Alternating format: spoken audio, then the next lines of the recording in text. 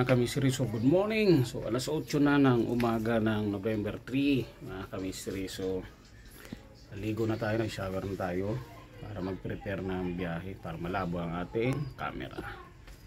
Malabo nga talaga. Punasan natin. Yun, luminaw na ng konti. Yun, so parang pakiramdam ko ngayon mga kamisri, ganun pa rin. Kasi nga naman Friday, long weekend pa. Siguro sa Monday pa magre-regular yung mga biyahe natin, booking natin. Kasi ngayon kanina pa rin tahimik mga ka-mystery. So halos wala nagbubuk. May nagbubuk yung mga malalapit lang. So tingnan natin. Pero babiyahe pa rin tayo. Kung wala tayong makakuha ang booking dito, mag-a-adjust tayo mga ka-mystery papuntang Langkaan, Dasma or what.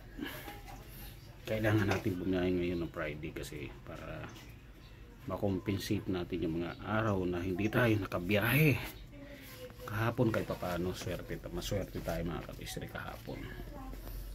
Yun. Alright, so siyempre nag-prepare na tayo. Nandiyan na hugasan. So Sunday na natin hugasan kasi baka makabili tayo ng torque drive tsaka yung center spring nya i-check uli natin, or center spring. So kailangan natin bilan, baka ibalik ko siya sa stock mga ka-mystery. Baka yung bell natin na naka-groove baka hindi na siya masyadong baka ibabalik natin sa bibili tayo ng bell niya na original ulit, tsaka yung clutch assembly nya. Tapos yun, papalitan natin torque drive di muna, pero pag may naramdaman pa tayo, pag-iipunan na natin si torque drive. Alright, kasi 86,000 plus na yan mga ka-mystery. So siya pa rin yung torque drive nya tsaka spring nya, yun pa rin. Bearing lang na papalitan natin, pero yung pagpalit natin ng bearing nung nakaraan nasira, nasibak sa isang araw pa lang dahil local. Kaya binlik natin yung tinanggal natin. So pagbalik natin okay naman hanggang ngayon, pero umuugong na talaga. Yun yung needle bearing natin ang umuugong. Alright, so abang-abang tayo. So siyempre kakain na muna tayo kasi pag nakabiyahe tayo hapon na ulit tayo makakakain minsan mga ka-mystery pag nasa biyahe. Okay, alright, so sana pagpalain din tayo ngayong araw na to. Kahit kaunti ang kitain natin, pasalamat pa rin tayo at meron. Okay, alright, so sa mga bumabakbak dyan nakagaya kong rider, so idol mga ka-mystery, so tiyaga lang talaga, ganun talaga, hindi araw-araw Pasko. Alright, minsan naman bagong taon din. Pag bagong taon kasi simot na tayo kaya yun. Alright, so tiyaga lang sa biyahe. So ingat, keep safe, ride safe, drive safe mga ka-mystery. Alright, yun mga ka-mystery, so update tayo ng konti. Nakakuha na tayo ng booking. So ang booking natin kung saan tayo kumuha, doon tayo sa bahay na yun mga ka-mystery. So doon tayo dumaan, so umikot lang tayo.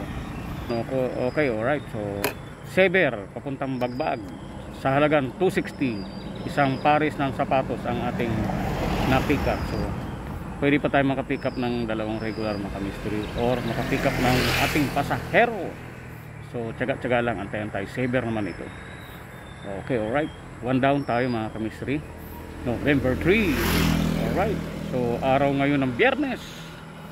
So keep safe, ride safe sa ating mga ka-mystery. Tiyaga talaga ngayon kasi nasa bakasyon ang karamihan na nagbubuk. Okay, alright, so one down. Yun mga ka-mystery, so galing doon sa Villa Vista nakakuha tayo ng pasahero papunta dito 106, so binigay din 150. Okay na mga ka-mystery, dito na tayo mag-aabang ng mga booking natin. Okay, alright, so yun mga ka-mystery, sabi ni Lalamog, ano ba yun? Sabi holiday hangover yung kanina. So holiday hangover nga mga ka-mystery. So mahirap ang booking. Mahirap. So buti na lang tayo, meron tayong passenger app, nakakuha tayong 3 pasahero. Alright, so yun o, ando nakapila, malalakas na, pare-parehas lalamog bagyang pre ha, nagpalit ka na, ayaw mo na ng tok-tok, may bracket na,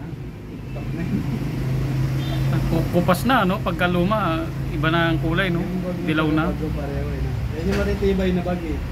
Ang matibay yung unang pre, yung kay Anton. Ayun ganda no. Oo. Pangalawa na siguro sa akin. Kagaya kay Anton, matitibay talaga yun. Pero may kay Anton, 2017 pa yun. Magpipitong taon na. Yun, okay. So, soft drink muna kami. Kasama ang malalakas, oh. Ang Parview. Oh, ito, malakas to. Si Gardenia. Yun. So, kahit pa paano, nakatatlong pa sa passenger tayo. 4 na booking ng Lalamove. So sana makakuha tayo mga kamistry ng pabalik ng Cavite. Yun mga kamistry, so nandito pa rin tayo. So isang booking pa lang na kuha natin na papuntang Imus, Cavite sa halagang 271. Okay, alright. So kahit pa paano mag-abang-abang pa tayo na kahit Padasma, Gentry, Tansa, Trece Martires. Yun. Alright, kahit pa Imus ulit. So basta 2 regular tayo, okay na yan. So bawi ulit bukas. So yun, right, abang-abang pa tayo.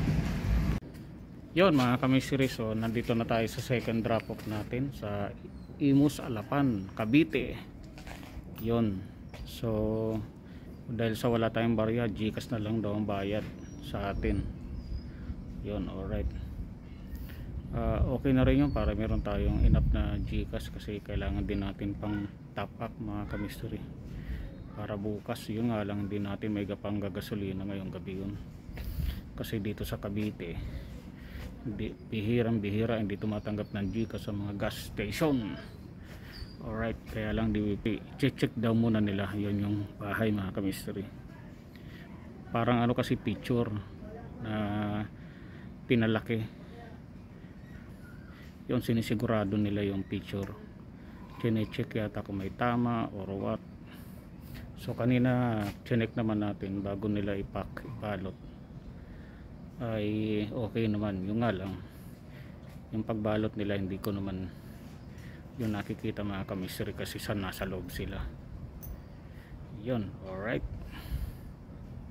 Kuya, pipicturean nyo na lang po ba yung yung transaction? Opo. Para isend ko dun sa apps po para makita niya. So, yun. Alright.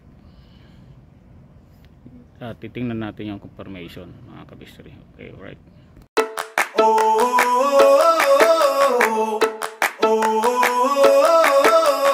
Tell me what it takes to get you feeling alive. Tell me how to show you it's a beautiful life. I'll do anything to pull you into the light, 'cause everything will change when you open your eyes. Yun mga kamisiri, so good evening. Nasa bahay na tayo. May muntikang may masamang mangyari sa aming dalawa ni Red.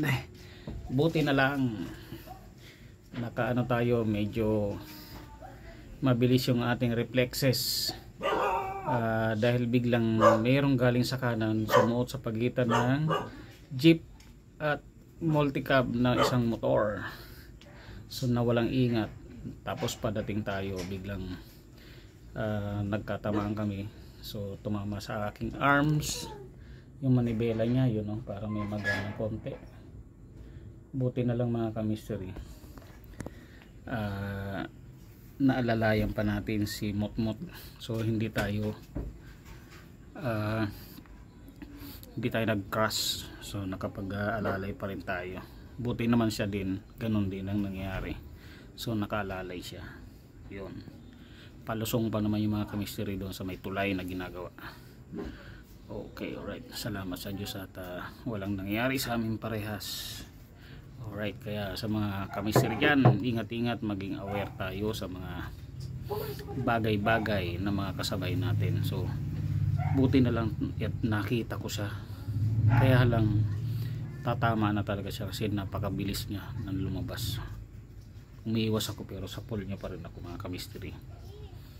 Alright, buti na lang yun sa mga kasalubong may distansya. So malayo sa yung kasalubong ko may distansya, pero kung ang kasalubong natin ay walang distance at pagtama niya sa akin ay sigurado hospital tayo or sementeryo. Salamat sa Diyos at ginabayan tayo ng ating angel. Okay, alright. So kahit paano mga ka-mystery, nakakuha tayo ng delivery na 6. So ang net income nun is nasa 896 pesos. Yun ang net income ni delivery natin. Tapos yung gross income natin kanina sa Joyride is nasa 700 pesos. Yun. Alright, so kahit paano nakakotan man tayo. Nakapag-gasolina, meron na tayong enough na top up both ng ating passenger and delivery apps. Okay, right. So salamat sa Diyos at ligtas kami ni Red. Alright, peace. I'm out. Thanks God again. Alright.